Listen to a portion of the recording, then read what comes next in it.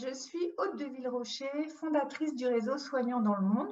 Ce réseau existe depuis 2014. Il rassemble autour de valeurs communes des professionnels médicaux, paramédicaux, thérapeutes et coachs. Et c'est dans le cadre de nos interviews d'experts que nous sommes avec Marie-Julie Dilchens, qui est psychologue et qui a rejoint le réseau il y a peu de temps. Alors Marie-Julie, bonjour. Bonjour Aude. Merci à toi d'avoir accepté de répondre à nos questions sur notamment la psychologie et sur ta pratique. Alors, par contre, comme on a envie de te connaître un peu mieux, la première question que j'ai envie de te poser, c'est quel est le chemin qui t'a amené à exercer comme psychologue? Voilà, alors moi, si je pouvais résumer quelque part, en gros, je me suis inscrite en fac de psycho parce qu'il y avait un cours d'éthologie animale. Et donc, voilà, je venais en fait d'avoir d'abord fait, j'avais commencé en fait un cursus en médecine vétérinaire. Et parce que j'étais fan d'animaux et que j'avais envie de m'occuper des animaux et que je pense qu'on m'avait un petit peu mis cette idée en tête aussi, que c'était des bonnes études en fait. La médecine vétérinaire, c'était long, c'est des études compliquées.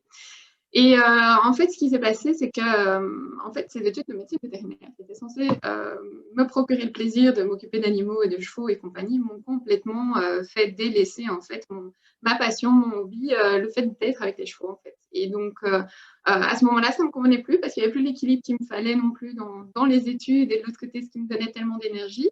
Oui. Et donc voilà, ça a été quand même voilà, une réalisation que je me suis faite. Et du coup, je me suis dit, ok, ça ne fonctionne pas pour moi. Et c'était compliqué parce qu'en fait, j'avais aucune idée, vu qu'on m'avait toujours donné cette idée-là, aucune idée de ce que je pouvais faire à ce moment-là. Et donc, j'ai été, voilà, un ami m'a dit, écoute, il faut avoir une psychologue d'orientation à l'université, tu vas voir, c'est intéressant. Et en effet, en fait, cette personne m'a permis en fait, de faire émerger certaines choses qui étaient importantes pour moi, en fait, qui étaient vraiment de l'ordre de ma mission de vie, et qui étaient, plutôt que de m'occuper des animaux, en fait, de m'occuper peut-être des propriétaires d'animaux, qui, eux, souffraient en fait, du fait que leur animal était malade, se sentait pas bien, ou décédait, ou des choses comme ça. Et donc, en fait, c'est comme ça que, en fait, d'une certaine façon, j'avais mal compris ou mal saisi en fait, ce qui m'intéressait dans ce que je pensais être ma vocation. Et donc, voilà, c'est comme ça que j'ai entamé voilà, la psychologie et que voilà, ça m'a directement passionnée. Ça a été quelque chose que j'ai directement adoré. Et voilà comment je suis voilà, devenue psychologue en fait. Super, c'est très original comme façon d'arriver au métier de psy, mais je trouve ça hyper sympa. Et puis bon, après, tu vas nous dire comment tu pratiques aujourd'hui et comment tu as pu comment concilier donc tes passions et tes centres d'intérêt. Alors en effet, comment tu pratiques aujourd'hui? Quels sont tes sujets de consultation et les personnes avec qui tu travailles? Alors voilà, on va dire que quelque part, j'ai un peu, d'une certaine façon, repris aussi ce rôle de psychologue d'orientation, dans le sens où aujourd'hui, je travaille, on va dire, principalement avec des personnes expatriées en français, néerlandais, anglais, et des personnes en général qui ressentent un mal-être dans leur vie ou qui ont envie d'un mieux-être personnel ou professionnel. Et donc, voilà, les personnes viennent me consulter de manière générale quand ils viennent de vivre un changement important dans leur vie, ou bien parce que voilà, il y a eu une somme de changements qu'ils ont un petit peu déséquilibrés, les ont un peu déséquilibrés. Et puis d'autre part, il y a des personnes en fait qui n'ont pas assez de changements, ne savent pas très bien justement vers où se diriger ou pas, ou ont peut-être peur un petit peu de faire un pas vers quelque chose de différent, même si peut-être ça pourrait leur convenir mieux. Et voilà, ça c'est un petit peu voilà, ce que je reçois comme personne aujourd'hui. Oui, d'accord. Les symptômes, évidemment, sont des personnes qui sont fatiguées, qui ont un manque de motivation, qui peuvent avoir vraiment un épuisement, un manque de sens dans leur vie privée ou professionnelle d'ailleurs. Ouais. C'est une problématique très, très actuelle, très présente aussi dans le cadre de l'expatriation où il y a forcément des remises en cause qui parfois dépassent un peu les personnes en fait, qui sont un peu cueillies par ces questionnements. Et puis aussi dans notre actualité, on va dire, où les gens changent facilement, quand même beaucoup plus facilement d'orientation professionnelle qu'il y a quelques années en tout cas. Ouais, d'accord. Là, tu nous as plus trop parlé d'une activité en lien avec les chevaux. Tu as pu préserver quelque chose? Alors voilà, là, de ce point de vue-là, en fait, je parle beaucoup des expatriés, mais voilà, encore plus ou moins récemment, en fait, j'ai commencé d'une certaine façon, dessiner ce même projet ou ces mêmes problématiques, en fait, avec des cavaliers. C'est-à-dire que je travaille avec des personnes qui travaillent dans le monde équestre, qui ont envie de créer un projet professionnel dans le monde équestre ou qui sont professionnels du monde équestre et qui peuvent se trouver dans des situations fort compliquées aussi, qui peuvent aussi être en épuisement professionnel ou une difficulté à gérer le stress, les émotions, qui sont celles aussi des clients quelque part auxquels ils offrent leurs services, en fait. D'accord, ouais. Et là, tu retrouves un peu tes différents centres de passion ou d'intérêt, j'imagine. Voilà, à 100%. Et je pense que ce qui est aussi aujourd'hui, moi j'ai toujours essayé, autant dans mes études qu'aujourd'hui c'est toujours le cas, mais d'une certaine façon, trouver le juste équilibre entre ce moment où voilà, je suis au bureau, je suis avec des personnes en ligne, ou bien ce moment où je suis vraiment auprès des chevaux et je coach des personnes avec les chevaux aussi. Donc il y a vraiment cette idée pour moi, j'ai toujours voulu garder cet équilibre et je me rends compte quand l'un ou l'autre n'est pas tout à fait là, c'est pas tout à fait OK pour moi. Ouais, je Voilà, comprends, c'est chouette. mes semaines sont quelque part, mes journées sont divisées en deux, mais en même temps se regroupent aussi avec ces professionnels du monde équestre, par exemple, avec lesquels je travaille, où j'ai le côté expertise du monde des chevaux et le côté expertise psychologique. D'accord.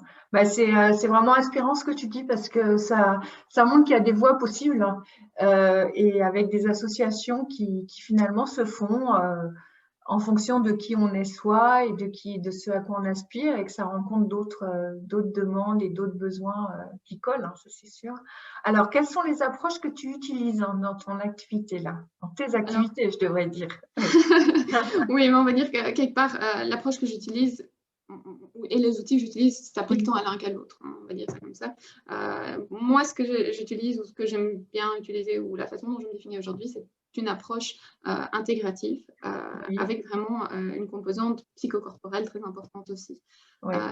Ça veut dire que je ne me dis pas appartenir à tel ou tel courant ou à tel ou tel domaine ou appartenir à tel ou tel courant théorique. Mais ce qui est le plus important pour moi, c'est de trouver la façon de travailler qui convient le mieux à la personne que j'ai en face de moi. Surtout dans ces thématiques expatriées où c'est pas forcément facile pour les gens de trouver un thérapeute TCC à un coin de la rue ou un psychanalyste de l'autre. Donc ça, c'est un petit peu ma réponse à ces conditions particulières en fait. Bien sûr, d'accord. Alors, est-ce que tu peux décrire une séance, les processus que tu mets en jeu, que tu essayes de réveiller chez la personne qui vient te consulter? Ouais. Alors, bon, ça, je pense que c'est assez banal de le dire, mais voilà, toutes les séances sont uniques et particulières. C'est-à-dire que Oui. aussi Il dans faut cette le redire, dimension, c'est bien de le voilà, redire. Ouais. dans cette dimension intégrative, en plus, voilà, il n'y a pas de séances qui vont se ressembler, forcément, vu que chacun est différent. Et donc, quelque part, les outils que je vais parfois utiliser vont être différents de personne à personne. Pour quand même, quelque part, tracer les grandes lignes de la façon dont je travaille habituellement. On va dire qu'une séance va commencer par un moment vraiment où je vais inviter la personne à prendre conscience de ce qui se joue pour elle actuellement, dans son corps, dans sa tête, et de vraiment faire un petit arrêt sur image. Un peu voir, OK, là, en ce moment-ci, comment est-ce que vous vous sentez? Qu'est-ce qui se passe pour vous? Alors, il y a des personnes qui peuvent te répondre, moi, je sens rien, je sais rien. Et du coup, qu'est-ce qui se passe à ce moment-là? On va un petit peu aller voir d'un peu plus près, OK, mais qu'est-ce qui s'est passé aujourd'hui? Qu'est-ce qui s'est passé cette semaine? Et comme ça, petit à petit, en fait, rentrer en contact avec ce qui se passe dans le corps, dans la tête.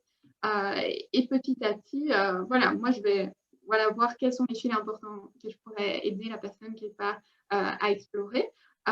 Et voilà, on va commencer à faire des liens, on va peut-être proposer certaines interprétations, certains exercices. Si des personnes arrivent, elles sont super dans l'émotionnel et elles ont vraiment du mal à se concentrer, on part un peu sur de la relaxation, on part sur des choses plus dans le corps.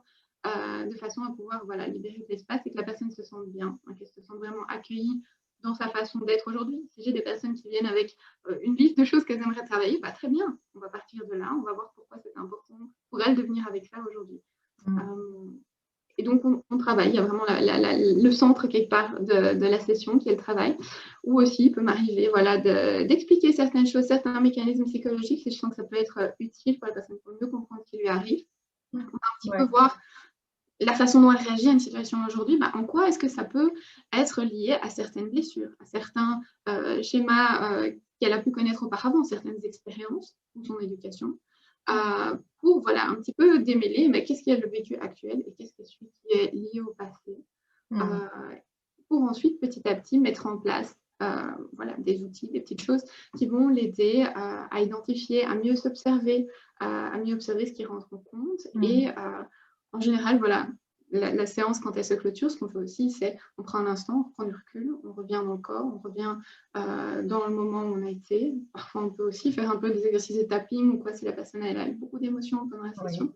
Voilà, quelque part atterrir, redescendre, de façon à ce qu'elle puisse continuer sa journée voilà, d'une façon qui soit confortable pour elle aussi.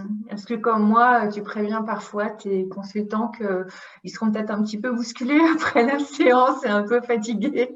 Parce que quand on va dans ce niveau-là que tu viens de décrire, je reconnais ma façon de travailler, bah, forcément, on remue beaucoup plus de choses que ce qu'on pourrait croire déjà, je trouve. Et puis tu disais, on peut lui donner des petits trucs, mais je trouve que parfois c'est dans les petites actions qu'il y a des déblocages qui se font parce que c'est très concret. Et donc finalement, c'est derrière une petite action, c'est souvent une plus grande en fait qui s'engage. Oui, tout à fait. Et je pense que quand tu parles de prévenir, bah pour moi, c'est toujours très important de dire aux personnes aussi. Et je le fais d'ailleurs quand j'envoie un petit peu, entre guillemets, ce qu'on appelle notre cadre de travail. Je dis, mais essayez de prévoir un quart d'heure au moins, une demi-heure si possible, pour pouvoir faire quelque chose pour vous, pour être avec vous-même et puis après continuer dans votre journée. Ça, je pense que c'est quelque chose d'extrêmement important, que ça reste confortable. Parce qu'évidemment, c'est pas toujours confortable ce qu'on vit pendant les séances. C'est pas toujours très agréable. Mais l'idée, c'est que c'est pas dangereux et c'est que c'est quelque chose voilà, qui va nous aider à avancer, mais aussi par petits pas. Je ne vais jamais forcer quelqu'un à aller là où je sens que c'est encore trop difficile. C'est important que ça émerge de la personne elle-même, bien sûr. Ouais, super, ok. Alors, les résultats que tu permets d'atteindre, bon, c'est un petit peu en creux dans tout ce que tu viens de dire, mais est-ce que tu peux redire, voilà, qu'est-ce qui fait qu'à un moment, on se dit, bah là, on a quand même été à peu près au bout de ce qu'il fallait à ce moment-là, hein, bien sûr. Oui, bien sûr.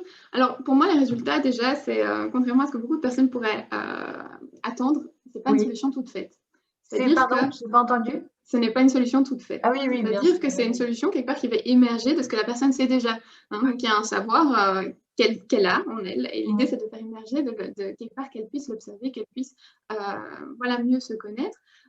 Et je pense que le plus important pour moi, c'est quelque part la prise de conscience de ce qui se passe pour elle, la capacité à s'observer dans ces moments-là, s'observer quelque part de façon bienveillante et développer plus d'empathie vis-à-vis de soi-même, avec comme résultat le fait que quand on parle beaucoup de ces personnes qui sont d'une certaine façon qui sont à une bifurcation de leur vie, qui ne savent pas très bien quel chemin prendre, où est-ce que je recule, l'idée c'est qu'elles puissent prendre déjà connaissance et puis confiance aussi dans leur capacité à décider ce qui est bon pour elles. C'est-à-dire que mon idée, ce n'est pas de rester à leur côté toute leur vie, mais c'est aussi de pouvoir créer de plus en plus d'autonomie dans leur prise de décision, dans leur raisonnement. Évidemment, moi, je serai toujours là un petit peu si jamais c'est nécessaire, mais vraiment de pouvoir reprendre confiance et idéalement, vraiment d'avoir un projet, quand les gens viennent avec une demande de projet, avoir un projet professionnel, personnel qui correspond à leurs valeurs. Ça, c'est l'idée.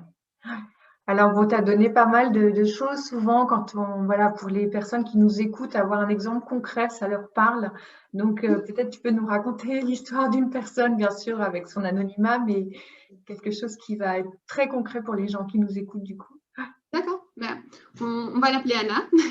Donc, Anna, c'est une jeune femme qui est quelque part au début de sa carrière expat, qui a déménagé pour son job de rêve. Ce job de rêve, voilà, était dans un secteur voilà, bancaire, elle était très, très consciencieuse dans son travail, elle avait beaucoup envie de faire les choses bien, elle avait beaucoup de motivation, perfectionniste un petit peu, elle voulait vraiment donner le meilleur d'elle-même. Et quand elle est venue me consulter, en fait, ça n'allait pas du tout au travail. Ça n'allait pas du tout et quelque part, ça lui donnait la sensation que tout son monde s'effondrait parce que son travail était vraiment central aussi dans son identité. Elle se sentait fort coupable aussi parce qu'elle commençait à avoir beaucoup de plaintes au niveau du corps, des plaintes somatiques. Et donc, elle avait dû prendre un arrêt de travail une fois, deux fois, trois fois même. Elle ne dormait plus, très mal.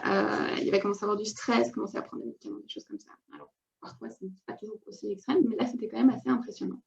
Elle était dans un épuisement émotionnel, démotivée, très anxieuse, commençait à avoir aussi des acouphènes. Et ce qui s'était passé, c'était en fait que le contexte du travail dans lequel était très difficile à vivre parce qu'il y avait une différente culture d'entreprise, une différente culture voilà, du pays dans lequel elle était, mais aussi un collègue qui la harcelait au quotidien.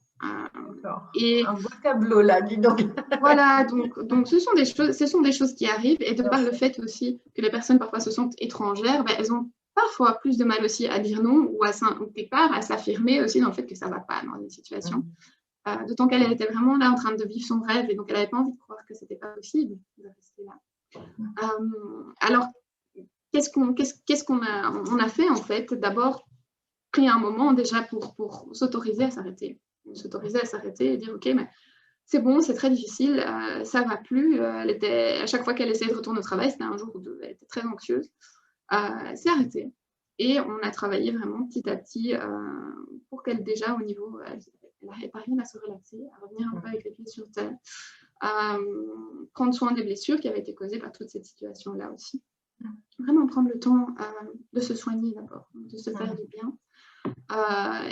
Et en fait, d'elle-même, quand tout ça a commencé à un petit peu, c'était un petit peu tombé, tombé dans le sens où les aimants sont descendus, elle a pu se réancrer, elle a décidé que même si c'était son job de rêve, en fait, il ne correspondait plus à son image de son job de rêve. D'accord. Et donc, elle a été en mesure de quitter son travail, ce qui a été très, très, très, très difficile pour elle. Oui. Et par la suite, voilà, de par le travail qu'on avait fait sur ses valeurs, sur les choses qui étaient importantes pour elle au travail, sur la façon dont elle voulait travailler, sur le contexte culturel, ou du moins la culture d'entreprise dans laquelle elle voulait travailler, elle a pu voilà, repostuler. Mais là aussi, comme elle avait perdu énormément de confiance en elle-même, on a fait tout un travail quelque part pour voilà, l'aider à reprendre confiance, à se sentir bien lors d'un entretien. Voilà, on est parti dans un truc qui à la base était assez thérapeutique, mais plus dans du coaching, quelque part, dans l'idée vraiment de dire ok, mais on va t'accompagner, développer des outils pour que tout ça se passe d'une façon quelque part qui soit la plus confortable possible.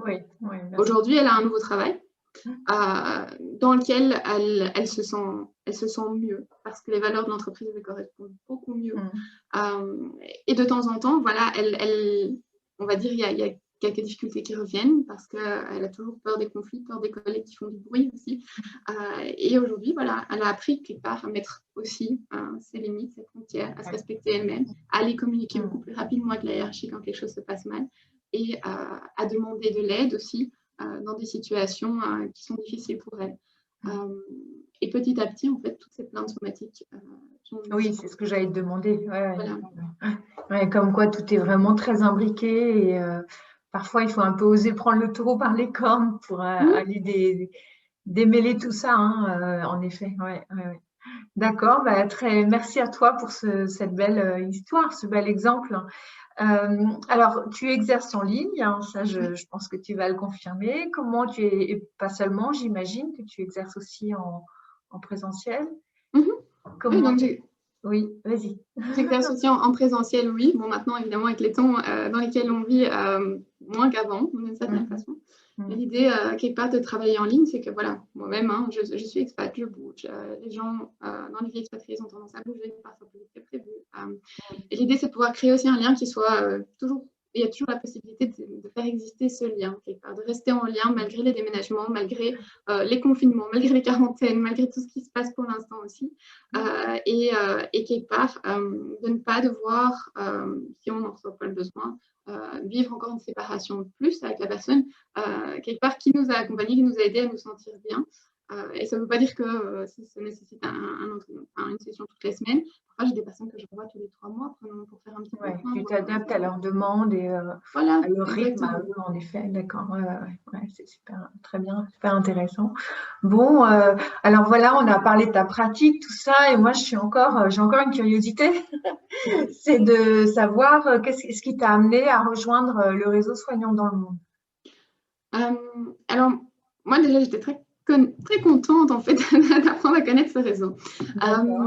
Pour la raison que je pense, beaucoup de personnes que j'ai rencontrées, avaient énormément du mal à savoir où trouver des soignants, des professionnels de santé, peu importe où ils soient dans le monde. Et du coup, ça donne une certaine visibilité pour les personnes qui en ont besoin. Ça, c'est la première chose. Évidemment, ça me donne une visibilité à moi aussi. Mais pour les personnes qui en ont besoin, c'est quelque part, c'est une plateforme où voilà, il y a moyen de trouver des personnes compétentes dans plein de domaines. Et ça, je crois que c'est quelque chose de très important.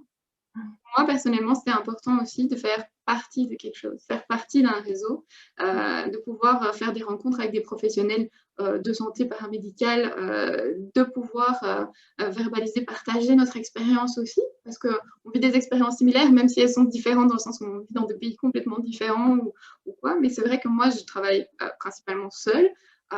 Et ça me fait du bien de pouvoir échanger avec des personnes qui travaillent aussi un peu avec le même contexte. Et le plus, c'est aussi que de par le réseau, il y a la possibilité vraiment de faire connaissance avec des personnes pour pouvoir voilà, référer des consultants voilà, qui en auraient besoin ou voilà, quelqu'un qui, je pense, pourrait être réceptif à d'autres thérapies, hein, on va dire. Oui, en effet, oui. Voilà. D'accord. Donc, ça fait pas mal de raisons qui résonnent, pardon pour le raison qui résonne avec ce pourquoi Soignants dans le monde a été créé, en effet. Ben, écoute, Marie-Julie, un grand merci.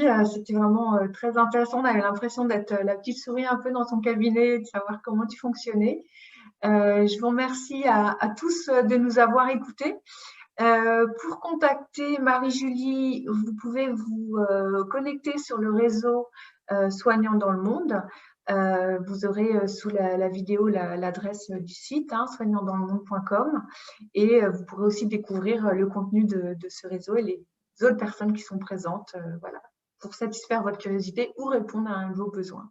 Écoute, encore merci Marie-Julie, et je vous remercie tous d'avoir écouté et à très bientôt. Au revoir. Un grand merci à toi.